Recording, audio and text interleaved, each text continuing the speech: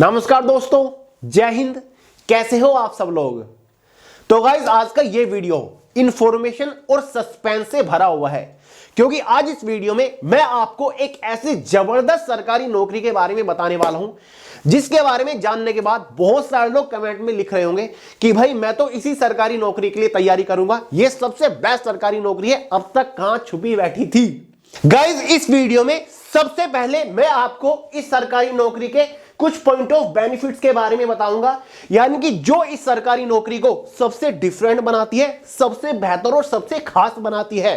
जैसे कि first point है नो कंपटीशन। जी हां दोस्तों, इस सरकारी नौकरी के अंदर कंपटीशन का कोई मतलब ही नहीं है, जिसके वजह से इसकी कट ऑफ वगैरह काफी कम रहती है, सिलेक्शन के चांसेस बहुत ज्यादा बेहतरीन है। सेकंड पॉइंट है मैक्सिमम अपॉर्चुनिटी। साल में 70 से 80 अलग अलग विभागों के अंदर यह वैकेंसी निकल के आती है। ऐसा नहीं है कि एक साल में एक दो बार ही इस पोस्ट के ऊपर वैकेंसी निकलती है। गाइस, पूरे साल में आपको 70 से 80 अपॉर्चुनिटी मिलती है इस सरकारी नौकरी के लिए आवेदन करने का। जी हां दोस्तों, सबसे ज्यादा अपॉर्चुनिटी है। इतनी अपॉर्चुनिटी किसी सरकारी नौकरी में आपको नहीं मिलेगी। Easy exam level. अब कंपटीशन कम रहेगा, जाहिर सी बात है, एग्जाम लेवल भी काफी इजी रहता है, और एग्जाम लेवल इजी रहने का एक बड़ा कारण है जो कि आगे इसी वीडियो में मैं आपको बताने वाला हूं। चौथा पॉइंट है single exam based recruitment. Guys, इस सरकारी नौकरी की सबसे बड़ी खास बात यह है कि एक सिंगल एग्जाम बेस्ड रिक्रूटमेंट है। एग्जाम के नाम पर केवल एक सिंगल एग्जाम ही कंडक्ट कराया जाता है, कोई भी प्रीवियस एग्जाम का चक्कर ही नहीं होता। Highest initial in hand salary. किसी भी सरकारी विभाग के अंदर अगर इस पोस्ट के ऊपर नौकरी निकल रही है ना, सैलरी आपकी जबरदस्त होगी। जी हां दोस्तों, फिर चाहे आपकी क्वालिफिकेशन कुछ भी हो, 10वीं पास वाले भी एलिजिबल होते हैं, 12वीं पास वाले भी एलिजिबल होते हैं, ग्रेजुएट पास वाले भी एलिजिबल होते हैं। ठीक है, सैलरी आपको जबरदस्त मिलेगी। इतनी बढ़िया सैलरी आपको किसी भी नौकरी में नहीं मिलेगी, फिर चाहे आप एसएससी, रेलवे कोई भी उठा लो। सैलरी आपको आगे बताऊंगा, सारी जानकारी आपको आगे दूंगा। फिर पहले मैं आपको कुछ पॉइंट्स ऑफ बेनिफिट्स के बारे में बता रहा हूं। No interview. किसी भी विभाग के अंदर इस नौकरी के अंदर इंटरव्यू होता ही नहीं है। ठीक है, एग्जाम बेस्ड रिक्रूटमेंट होती है आपकी। Good number of vacancies. हर एक विभाग के अंदर जब भी इस पोस्ट के ऊपर वैकेंसीज निकलती है, वैकेंसीज अच्छी ही होती है। ठीक है, यानी कि इसी वजह से कंपटीशन काफी कम रहता है, क्योंकि फॉर्म कम अप्लाई हो रही है और वैकेंसीज ज्यादा है, इसी वजह से सिलेक्शन के चांसेस काफी बेहतरीन है। Short selection procedure. Selection procedure काफी फास्ट चलता है, छुटकू सा सिलेक्शन प्रोसीजर होता है, केवल 2 ही स्टेज के बेसिस पर इसका सिलेक्शन प्रोसीजर टिका होता है। No higher qualification. जैसे कि शुरुआत में बता दिया है, कोई हायर क्वालिफिकेशन नहीं है, कोई सर्टिफिकेशन या फिर एक्स्ट्रा एडिशनल एक्सपीरियंस वगैरह या फिर कोर्स नहीं मांगा हुआ होता है। सिंपल 10वीं 12वीं ग्रेजुएट पास वाले एलिजिबल होते हैं। Good job profile. Job profile बहुत ही इंटरेस्टिंग है। सिलेक्शन होने के बाद जो आपको काम करना पड़ेगा ना, बिंदास काम है, मजा आ जाएगा। वर्कलोड तो बिल्कुल है ही नहीं। जी हां दोस्तों, वर्कलोड के नाम पर बिल्कुल जीरो है। ऑफिस जाओगे, 9 to 5 की जॉब रहेगी और कुछ नहीं करना, आपको बहुत ही कम वर्कलोड होता है। Good promotion opportunity. Promotion opportunity बहुत ही बेहतरीन है। आज जिस पोस्ट के ऊपर आपका सिलेक्शन होगा, मात्र 4 साल के अंदर आप हायर रैंक के ऊपर पहुंच जाओगे, जहां पर आपका ओहदा तो बड़ा होगा ही, सैलरी भी आपकी बड़ी होने वाली है। All India vacancy and state level vacancy. केवल ये नहीं कि किसी पर्टिकुलर स्टेट में वैकेंसी निकलती है, फिर केवल सेंट्रल गवर्नमेंट विभागों के अंदर वैकेंसी निकलती है। गाइस, ऑल इंडिया की वैकेंसीज निकलती है। सेंट्रल गवर्नमेंट लेवल के ऑलमोस्ट सभी विभागों के अंदर वैकेंसीज निकलती है। स्टेट गवर्नमेंट के भी जितने विभाग होते हैं ना, सभी के अंदर वैकेंसीज निकलती है। ठीक है guys, vacancies in all department. ये अभी मैंने बताया, जितने भी विभाग है ना गाइस, आपके केंद्र सरकार के जितने भी विभाग है, आगे आपको बताऊंगा कौन कौन से सरकारी विभागों के अंदर वैकेंसीज कब कब निकलती है। सारे विभागों के नाम आपको बताऊंगा, पोस्ट भी आपको बताने वाला हूं। ठीक है, तो सभी विभागों के अंदर वैकेंसीज निकलते हैं, कोई भी विभाग आपका नहीं बचता। ठीक है, नो मैथ्स इन एग्जाम। काफी सारे विभाग तो ऐसे हैं, जब उन विभागों के अंदर इस पोस्ट के ऊपर भर्ती निकलती है ना, इस नौकरी के ऊपर भर्ती निकलती है, सिलेक्शन प्रोसीजर में एग्जाम में मैथ सब्जेक्ट से क्वेश्चन ही नहीं पूछे जाते। तो मैं आपको ये भी वैकेंसीज बता दूंगा जिनमें मैथ में कोई भी क्वेश्चन नहीं पूछा जाता। जिन लोगों को मैथ से डर लगता है, उनके लिए बढ़िया अपॉर्चुनिटी है ये नौकरी। ठीक है गाइस, तो ये 15 इसके पॉइंट ऑफ बेनिफिट है, आगे कुछ और आपको बता दूंगा। ये सारी फैसिलिटी आपको इसी सरकारी नौकरी के अंदर देखने को मिलेगी और किसी नौकरी के अंदर देखने को नहीं मिलेगी। तो चलिए आगे इस वीडियो में आपको संपूर्ण जानकारी देता हूं, आखिर किस विभाग के अंदर कौन सी पोस्ट के ऊपर वैकेंसी निकलती है, क्या क्या आपको पढ़ना होता है, eligibility criteria, age limit, qualification वगैरह क्या है, एग्जैक्ट सैलरी वगैरह कितनी मिलती है, काम क्या होता है, एग्जाम किस तरीके का होता है, A to Z इंफॉर्मेशन आगे इस वीडियो में देता हूं। बट उससे पहले आपको एक छोटी सी जानकारी देना चाहूंगा गाइज, अगर आप इस सरकारी नौकरी को टारगेट करने वाले हो या फिर आपने कोई भी बड़ा छोटा कॉम्पिटिटिव एग्जाम टारगेट कर रखा है, फिर चाहे वो कोई भी हो, ठीक है, तो जरूरी है कि आपके पास जीएस बॉम होना ही चाहिए। Guys GS bomb general awareness के अब तक के एक सबसे सर्वश्रेष्ठ ई बुक है। ई बुक मतलब जिसे आप फोन के अंदर डाउनलोड करके भी पढ़ सकते हैं। गाइस अगर आप इस जीएस बॉम को सिर्फ एक बार अच्छे से पढ़ ले तो ना किसी भी कॉम्पिटिटिव एग्जाम में, ध्यान से सुनिए, किसी भी कॉम्पिटिटिव एग्जाम में इससे बार जिसका क्वेश्चन नहीं बनेगा, ये मेरी गारंटी है। जिसके चिथड़े उड़ा के आओगे, बहुत ही सिंपल तरीके से संपूर्ण जीएस कवर कर रखे, क्वेश्चन बार बनेगा नहीं। लिंक डिस्क्रिप्शन बॉक्स में डाउनलोड करो, पढ़ना शुरू कर दो, फिर चाहे आपका SSC, banking, railway, UPSC, state level police, कोई भी एग्जाम हो, चिथड़े उड़ा के आओगे, ठीक है। तो चलेगा, सबसे पहले एलिजिबिलिटी क्राइटेरिया, सैलरी वगैरह के बारे में बात कर लेते हैं। ये तो मैंने शुरुआत में बता दिया था कि भाई वीडियो इंफॉर्मेशन और सस्पेंस से भरी हुई है। पहले बात कर लेते हैं कुछ बेसिक इंफॉर्मेशन के बारे में, आगे हम नौकरी के बारे में भी बात करेंगे। तो भाई क्वालिफिकेशन को लेकर अगर आप चिंतित होंगे तो आपका डाउट क्लियर कर दूं, चिंता करने की जरूरत नहीं है। अगर आप 10वीं पास हो या फिर आप 12वीं पास हो या फिर आपने कोई भी बैचलर डिग्री पास कर रखे है तो आप एलिजिबल है। क्योंकि गाइस 10वीं पास वालों के लिए भी कई सारे विभागों के अंदर इस नौकरी के ऊपर वैकेंसीज निकलती है। 12वीं पास वालों के लिए भी बहुत सारे विभागों के अंदर नौकरी निकलती है। ग्रेजुएट पास वालों के लिए भी नौकरी निकलती है। एज लिमिट जनरल वालों के लिए कम से कम 18 साल तो होती है। कम से कम 18 साल आपकी उम्र होनी ही चाहिए। मैक्सिमम जो एवरेज एज होती है वो 30 साल होती है। जनरल वालों की मैं बात कर रहा हूं। बाकी ओबीसी एसटी वालों को एज में रिलैक्सेशन मिलता है। ओबीसी वालों को 3 साल का, एसटी वालों को 5 साल का एज में रिलैक्सेशन मिल ही जाता है, ठीक है गाइस। बाकी कुछ ऐसे विभाग भी है जिनमें मैक्सिमम एज लिमिट 35 साल तक होती है जनरल वालों की। कुछ विभाग ऐसे भी है जहां पर 40 साल तक भी एज लिमिट होती है। लेकिन अगर हम ज्यादातर विभागों की एवरेज एज लिमिट के बारे में बात करें तो 18 से 30 साल होती ही है जनरल वालों की। एलिजिबिलिटी क्राइटेरिया के बारे में बात करें, एलिजिबल कौन कौन होते हैं? ऑल इंडिया से मेल और फीमेल कैटेगरी के कैंडिडेट्स एलिजिबल होते हैं, ठीक है। इन हैंड सैलरी, लो भाई सबसे बड़ा डाउट, सैलरी कितनी मिलेगी भैया, तनख्वाह कितनी मिलेगी सरकारी नौकरी के ऊपर? देखिएगा, अगर आप 10वीं पास हो या फिर 12वीं पास करके भी इस नौकरी को हासिल करते हो ना तो आपकी शुरुआती सैलरी 50,000 रुपए महीना होती है। जी हां दोस्तों, आप मुझे बता दो कौन सी ऐसी सरकारी नौकरी है जो कि 10वीं पास वालों को लगते ही 50,000 रुपए महीना दे देगी? ये सरकारी नौकरी, इसके अलावा और कोई नहीं है। 12वीं पास हो तो भाई 12वीं पास वालों को भी 55,000 65,000 रुपए महीना, जी हां दोस्तों 60-65,000 रुपए महीना तनख्वाह मिलती है। जस्ट आफ्टर सिलेक्शन इस पोस्ट के ऊपर 65,000 रुपए महीना तनख्वाह मिलेगी। और क्वालिफिकेशन क्या है? 12वीं पास, 10वीं पास। और अगर आपने ग्रेजुएशन पास कर रखे है तो गाइस आपको 70 से 75,000 रुपए महीना तक वाली नौकरी मिलती है, ठीक है। जी हां दोस्तों, ऐसी ही है ये नौकरी, ऐसा ही है ये पद, ठीक है, जो कि हर एक विभाग के अंदर निकलती है। सबसे ज्यादा तनख्वाह मिलती है। पे लेवल जो शुरू होता है ना 10वीं पास वालों के लिए, वो गाइस 4 से होता है, यानी कि ग्रेड पे आपका 2400 मिनिमम होता है, इससे नीचे होता ही नहीं ग्रेड पे इस पोस्ट का। और जो हायर ग्रेड पे होता है गाइस वो 4200 रुपए तक हायर ग्रेड पे वाली पोस्ट है। आपको विभाग बताऊंगा आगे चल के। जॉब प्रोफाइल, काम क्या करना होता है इसका? क्लरिकल वर्क होता है गाइस, क्लरिकल। किसी भी पोस्ट के ऊपर अगर आपका सिलेक्शन होता है, किसी भी विभाग के अंदर अगर आपका सिलेक्शन होता है तो आपको काम क्लरिकल ही करना है। कंप्यूटर बेस्ड, कंप्यूटर रिलेटेड काम करना है। कोई फील्ड फिजिकल ड्यूटी नहीं होती। 9 to 5 के ऑफिस सेक्शन की जॉब है। मस्त ऑफिस के अंदर जाओगे, काम करके आ जाओगे। वर्कलोड ना के बराबर है, बहुत ही कम वर्कलोड है, ठीक है। अब मैं इस सरकारी नौकरी के बारे में इतना कैसे जानता हूं मैं आपको आगे बताऊंगा, ठीक है, क्योंकि पर्सनल एक्सपीरियंस है इस सरकारी नौकरी का, मेरा पर्सनल एक्सपीरियंस, तभी आपको शेयर कर रहा हूं। अब बात करते हैं गाइस सब्जेक्ट टू प्रिपेयर, यानी कि इस नौकरी को लेने के लिए आपको कौन कौन से सब्जेक्ट प्रिपेयर करने पड़ेंगे। इसका मोटा मोटा सिलेबस क्या रहता है? आपको कुछ भी अलग पढ़ने की जरूरत नहीं है। जो आप किसी भी कॉम्पिटिटिव एग्जाम के लिए पढ़ते हो ना, केवल वही पढ़ना है। ये 4 पोर्शन आपको तैयार करने होते हैं, जिसमें से एक आपका जनरल अवेयरनेस, वही पढ़ना है। Basic history, geography, polity, economics, general science, static के करंट अफेयर्स।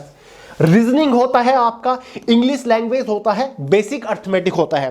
कुछ ऐसे भी विभाग हैं जिनके अंदर इस नौकरी में मैथमेटिक्स से क्वेश्चन ही नहीं पूछा जाता। आगे आपको बताऊंगा कौन कौन से विभाग है, कौन कौन सी वो नौकरी है, समझ गए गाइस? तो भाई चारों सब्जेक्ट का जो बेसिक पोर्शन ही आएगा। जनरल अवेयरनेस की तो टेंशन मैंने खत्म कर दिया, जीएस बूम आपको प्रोवाइड करा दिया, केवल जीएस बूम पढ़ लीजिएगा। हर एक विभाग के पेपर को हाईएस्ट स्कोर के साथ फोड़ के आओगे, ये मेरी गारंटी है। तो गाइस ये आपको पढ़ना है केवल बेसिक पोर्शन, इसके अलावा आपको कुछ पढ़ने की जरूरत नहीं है। तो चलिए गाइस, अब फाइनली बात करते हैं कि ये नौकरी कौन कौन से विभागों के अंदर निकलती है, ठीक है। आपको यकीन नहीं आएगा, साल में इन सभी विभागों के अंदर इस नौकरी के ऊपर वैकेंसीज निकलती है। जी हां दोस्तों, ये तो जस्ट मैंने आपको कुछ एग्जांपल दिए हैं जो कि 2024-25 में निकले हैं। 2026 में इनके अलावा और भी कई सारे सरकारी विभागों के अंदर इस पोस्ट के ऊपर भर्ती निकलेगी। गाइस आपको नहीं पता होगा, ये नौकरी एसएससी के द्वारा भी निकलती है। एसएससी की 2 ऐसी वैकेंसी है जो कि इस नौकरी को निकालती है, ठीक है। रेलवे के अंदर भी ये नौकरी होती है। DSSB भी हर साल 2-3 बार इस नौकरी को निकालता है। EPFO employ provident fund organisation भी इस नौकरी को निकालता है। ESIC employ state insurance corporation भी इस नौकरी को निकालता है। NVS के भी इसके अंदर अभी इस नौकरी के ऊपर वैकेंसी थी। EMRS के अंदर भी इस नौकरी के ऊपर वैकेंसी थी। CSIR एक साल में कम से कम 10 अलग अलग सब्सिडीज के अंदर इस पोस्ट के ऊपर भर्ती निकालता है। NIUS बैंकिंग सेक्टर के अंदर भी ये पोस्ट होती है। IB इंटेलिजेंस ब्यूरो के अंदर भी ये पोस्ट होती है। हर साल BSF, CISF, CRPF, ITBP, SSB भी इस नौकरी को निकालता है। सभी स्टेट्स के जो पुलिस डिपार्टमेंट है, चाहे वो उत्तर प्रदेश पुलिस हो या फिर गाइस आपका मध्य प्रदेश पुलिस हो, हर स्टेट के पुलिस डिपार्टमेंट के अंदर भी इस पोस्ट के ऊपर भर्ती निकलती है। दिल्ली यूनिवर्सिटी, इलाहाबाद यूनिवर्सिटी, इग्नू के अंदर भी हर साल इस पोस्ट के ऊपर भर्ती निकलती है। UPSSB भी इस पोस्ट के ऊपर भर्ती निकालता है। NCERT के अंदर इस पोस्ट के ऊपर भर्ती फिलहाल निकली हुई है गाइस। एम्स एक साल में 2 बार इस पोस्ट के ऊपर भर्ती निकालता है। DSSB, DRDO इस पोस्ट के ऊपर भर्ती निकालता है। DDC Delhi district court, DSC Delhi high court इस पोस्ट के ऊपर ग्रैंड लेवल पर भर्ती निकालता है। सैलरी 70 हजार रुपए महीना होती है। हर साल DDA, NWDA National Water Development Agency, DFCCIL, JIPMER, साथ ही guys FCI, SCI Supreme Court of India, FCI Food Corporation of India, JCI Jute Corporation of India, BARC Bhabha Atomic Research Centre, NBE, CSB मतलब होता है guys Central Silk Board, UPPCL, इनके अलावा और भी कई सारे विभागों के अंदर इस नौकरी के ऊपर हर साल वैकेंसी निकलती है। जी हाँ दोस्तों, स्टेट लेवल का कोई भी डिपार्टमेंट हो, सेंट्रल गवर्नमेंट लेवल का, केंद्र सरकार का कोई भी डिपार्टमेंट हो, हर एक विभाग के अंदर इस पोस्ट के ऊपर भर्ती निकलती है। ये नौकरी हर एक विभाग के अंदर होती ही है। तो साल में मैंने तभी शुरुआत में बोला था कि एक साल में 70 से 80 अपॉर्चुनिटी निकलती है। जी हां दोस्तों, जिस भी विभाग के अंदर किसी भी पोस्ट के ऊपर वैकेंसी निकलेगी, उस विभाग के अंदर इस पोस्ट के ऊपर भी भर्ती गारंटीडली होगी। और हर साल मैं आपको बहुत सारी वीडियोस में इस नौकरी के बारे में चीख के बताता हूं। तो चलिए गाइस, अब फाइनली सस्पेंस खत्म करते हैं। अब आपको बताता हूं ये पोस्ट है कौन सी, ये नौकरी आखिर है कौन सी। तो भाई गाइस, ये नौकरी है हमारी स्टेनोग्राफर की। आप में से बहुत सारे लोगों को पता होगा, मैं खुद एक स्टेनोग्राफर रह चुका हूं। इसी वजह से इस नौकरी का अच्छा खासा एक्सपीरियंस मेरे पास है। मुझे ग्राउंड लेवल पर एग्जैक्टली पता है कितनी तनख्वाह होती है, जॉब प्रोफाइल क्या होती है, वर्कलोड कितना होता है, स्टेनोग्राफी कितने महीनों का फिर कितने टाइम का खेल है, आपकी उंगलियों पर आ जाएगी। देखिएगा, स्टेनोग्राफी के बारे में सारी जानकारी आपको दूंगा। सीखनी कैसी है, ये जो स्किल है कुछ बहुत ज्यादा स्पेशल खास कोई नया स्किल नहीं है, बहुत ही आसान रहने वाला है, सारी जानकारी दूंगा। देखिएगा, लैंग्वेज क्या होती है स्टेनोग्राफी की, हिंदी या फिर इंग्लिश की होती है। आप हिंदी में स्टेनोग्राफी कर लो या फिर इंग्लिश में स्टेनोग्राफी कर लो, क्लियर है। शॉर्ट हैंड की स्पीड बेसिकली कितनी मांगी जाती है, मिनिमम 80 वर्ड पर मिनट की स्पीड मांगी जाती है। 10 मिनट का आपका टेस्ट ये होता है किसी भी नौकरी के, मतलब एग्जाम के बाद जब टेस्ट होता है ना स्टेनोग्राफी का, केवल 10 मिनट का होता है। 10 मिनट में 800 वर्ड आपको छापने होते हैं। बहुत ही इजी है, हिंदी वाले हिंदी में लिख सकते हैं, इंग्लिश वाले इंग्लिश में लिख सकते हैं, ठीक है। उसके बाद 100 वर्ड पर मिनट भी मांगते हैं, 120 वर्ड पर मिनट भी मांगते हैं। जो बड़े लेवल की पोस्ट है जहां पर आपको 80-80 हजार रुपए महीना तनख्वाह मिलती है ना, वहां पर 100 वर्ड पर मिनट मांग लेते हैं। ज्यादा टाइम नहीं लगेगा, 100 वर्ड पर मिनट की स्पीड आप बहुत ही कम टाइम के अंदर अचीव कर लोगे। ट्रांसक्रिप्शन का टाइम बेसिकली कितना होता है, अगर 80 वर्ड पर मिनट की स्पीड मांगी गई है शॉर्ट हैंड की, तो हिंदी वालों को ट्रांसक्रिप्ट का टाइम 65 मिनट मिलता है, इंग्लिश वालों को 55 मिनट मिलता है। तभी मैंने बोला था कि भाई एसएससी के अंदर भी ये वैकेंसी होती है। एसएससी स्टेनोग्राफर ग्रेड सी और डी की वैकेंसी निकलती है, आप सभी को पता होगा 3-4 हजार वैकेंसीज होती है, कंपटीशन बहुत ही कम रहता है।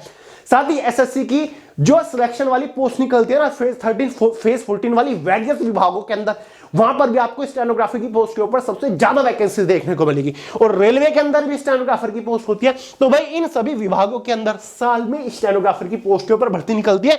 इकलौती ऐसी पोस्ट है जहां पर कंपटीशन बहुत ही कम रहता है और easily just after 10 just after 12 आपको 60 से 65 हजार रुपए महीना तनख्वाह मिल जाती है, जो कि अपने आप में काफी बेहतरीन तनख्वाह है, ठीक है गाइस। अब सवाल उठता है कि कैसे पढ़े, कैसे सीखे, स्टेनोग्राफी आखिर है क्या। गाइस कुछ नहीं है स्टेनोग्राफी, केवल एक सिंबॉलिक लैंग्वेज है, जैसे कि आप स्क्रीन के ऊपर देख रहे हो। अगर मैंने आपको कुछ भी हिंदी इंग्लिश में कुछ भी वर्ड या फिर सेंटेंस बोला, आपको इस सिंबॉलिक लैंग्वेज में लिखना है, शॉर्ट में लिखना होता है। इसका फायदा यह होता है कि अगर आप हिंदी या फिर इंग्लिश में कुछ भी लिखोगे, ठीक है, तो उसमें आपको टाइम लगेगा, यहां पर बहुत ही कम टाइम के अंदर आप एक पेज भर दोगे। ठीक है, इसका फायदा यह होता है, समझ गए। तो भाई स्टेनोग्राफी सीख कैसे सकते हैं? बाय सेल्फ, यानी कि आप सेल्फ स्टडी करके स्टेनोग्राफी सीख सकते हैं, खुद कहीं जाने की जरूरत नहीं है, घर बैठे बुक की हेल्प से आप स्टेनोग्राफी सीख सकते हैं। बुक कौन कौन सी आती है मैं आपको आगे बताऊंगा। ऑनलाइन भी आप स्टेनोग्राफी सीख सकते हैं, यूट्यूब के ऊपर बहुत सारे ऐसे टीचर्स हैं जो कि फिलहाल स्टेनोग्राफी सिखा रहे हैं। ऑफलाइन कोचिंग आपके आसपास शहर में जरूर स्टेनोग्राफी का कोई ना कोई कोचिंग होगा, जिसकी हेल्प से आप स्टेनोग्राफी सीख सकते हैं। बहुत सारे लोग का सवाल होता है कि भैया स्टेनोग्राफी शॉर्ट हैंड सीखने में कितना टाइम लगेगा? मैं आपको अपना बताता हूं, 3 महीने के अंदर, लिटरली गाइस आपको यकीन नहीं आएगा। जिन लोग को यकीन नहीं आ रहा है ना, आके किसी से भी पूछ लीजिएगा, मेरे आसपास वाले से। 3 महीने के अंदर 80 वर्ड पर मिनट की स्पीड मैंने खुद अचीव करी थी। बस मेहनत थोड़ी सी ज्यादा लगी थी। जी हां दोस्तों, मुश्किल से 3 से 4 महीने का खेल है, आप इजीली 80 वर्ड पर मिनट की स्पीड अचीव कर लोगे। और गाइस ऐसा नहीं है कि आपको डेडिकेटेडली स्टेनोग्राफी को ही टाइम देना पड़ेगा। आप जो प्रिपरेशन कर रहे हो करते रहिए। डेली अगर आप 2-2, 3-3 घंटा भी स्टेनोग्राफी को देना शुरू करो ना, तो 3 से 4 महीने के अंदर इजीली आप अच्छी स्पीड अचीव कर लोगे। जी हां दोस्तों, आपको आगे तरीका बताऊंगा। अब देखिएगा, ये सबसे ज्यादा जरूरी है, सबसे इंपॉर्टेंट सवाल है कि जो शॉर्ट हैंड है वो हिंदी में सीखे या फिर इंग्लिश में। देखिएगा, अगर आपकी हिंदी बहुत ही अच्छी है, आप हिंदी मीडियम के स्टूडेंट थे, या फिर आप नॉर्दर्न स्टेट से बिलोंग करते हैं जहां पर लोगों की हिंदी अच्छी है, तो भाई हिंदी की स्टेनोग्राफी आप सीखिएगा। अगर आपको लगता है कि मैं इंग्लिश मीडियम के स्टूडेंट हूं, इंग्लिश की स्पेलिंग वगैरह मैं अच्छे से सारी लिख लेता हूं, तो भाई आप इंग्लिश की स्टेनोग्राफी यानी कि शॉर्ट हैंड सीखिएगा। खुद भी सीख सकते हैं। हिंदी में आपकी कई सारी प्रणाली होती है, जैसे कि ग्रुप प्रणाली होती है, ऋषि प्रणाली होती है, बिस्ट प्रणाली होती है, विशिष्ट प्रणाली होती है। इनमें से किसी भी एक प्रणाली की किताब लेकर आ जाइए और सीखना शुरू कर दीजिए। सबसे बेसिक जो सबसे आसान होती है ग्रुप प्रणाली होती है, बिस्ट विशिष्ट प्रणाली भी इजी होती है। इंग्लिश में आपकी एक ही होती है, सिंपल होती है, सारी की सारी एक तरीके से चलती है। एक बुक आती है पिटमैन की, इनका बहुत बड़ा कोचिंग इंस्टीट्यूट भी है दिल्ली में। पिटमैन की एक बुक आती है, ये परचेज कर लीजिएगा, ऑनलाइन मिल जाएगी। उसमें खुद देख देख के आप सीख जाओगे। सिंपल होता है कि ए कैसे बन रहा है उसका एक सिंबल होता है, बी कैसे बन रहा है उसका एक सिंबल होता है, सी कैसे बन रहा है उसका एक सिंबल होता है। इस तरीके से सिंबल होते हैं, आपको जोड़ जोड़ के उसका पूरा वर्ड या फिर सेंटेंस बनाना होता है। बहुत ही ईजी होता है, ठीक है। और यही एक कारण है जिसकी वजह से हर एक विभाग के अंदर स्टेनोग्राफर की पोस्ट के ऊपर कंपटीशन सबसे कम रहता है।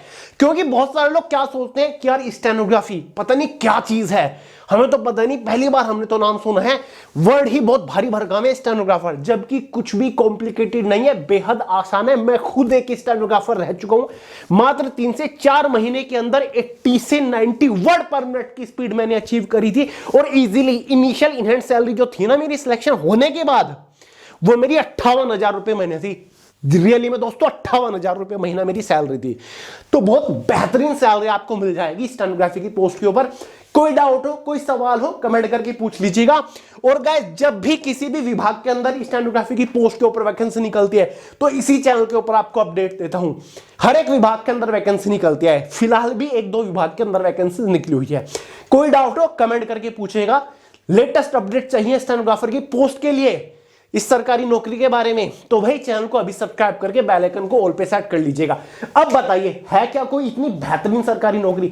यही एक ऐसी यूनिक वैकेंसी है जो कि आपको सारे बेनिफिट देगी, जो कि मैंने आपको शुरुआत में बताए, ठीक है।